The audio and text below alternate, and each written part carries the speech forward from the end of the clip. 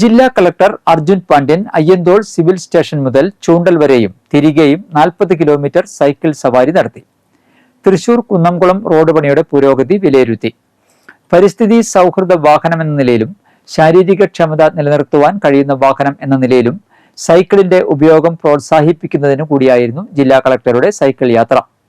കിരൺ ഗോപിനാഥ് പ്രസിഡന്റായ തൃശൂർ സൈക്ലേഴ്സ് ക്ലബിന്റെ secretary Dani Vareed, treasurer Sanoj Pampungal എന്നിവരുടെ നേതൃത്വത്തിൽ 20ഓളം ക്ലബ് അംഗങ്ങൾ, KSTP ഉദ്യോഗസ്ഥർ എന്നിവർ ജില്ലാ കളക്ടർക്കൊപ്പം സൈക്കിൾ യാത്രയിൽ പങ്കെടുത്തു. റോഡ് നവീകരണം പൂർത്തിയാകുന്നതുവരെ അറ്റകുറ്റപ്പണി സമയബന്ധിതമായി പൂർത്തിയാക്കി റോഡ് സഞ്ചാരയോഗ്യമാണെന്ന് ഉറപ്പുവരുത്തണമെന്ന് ജില്ലാ കളക്ടർ KSTP ഉദ്യോഗസ്ഥർക്ക് നിർദ്ദേശം നൽകി. 206.9 കോടി രൂപയുടെ പാറമേക്കാവ് കല്ലുംപുറം വരെയുള്ള 33.34 കിലോമീറ്റർ റോഡിന്റെ നവീകരണത്തിനുള്ള ടെൻഡർ നടപടികൾ ഒക്ടോബർ 10 ആരംഭിക്കും. നവംബറോടെ റോഡ് പണി തുടങ്ങാൻ കഴിയുമെന്ന് പ്രതീക്ഷിക്കുന്നു. 6 മാസത്തിനകം പൂർത്തീകരിക്കും. നിലവിൽ കേച്ചേരി മുതൽ മഴുവൻചേരി വരെയും ഒഴികെയുള്ള മുഴുവൻ റോഡും അറ്റകുറ്റപ്പണി തീർത്ത് സഞ്ചാരയോഗ്യമാക്കിയതായി KSTP അധികൃതർ അറിയിച്ചു.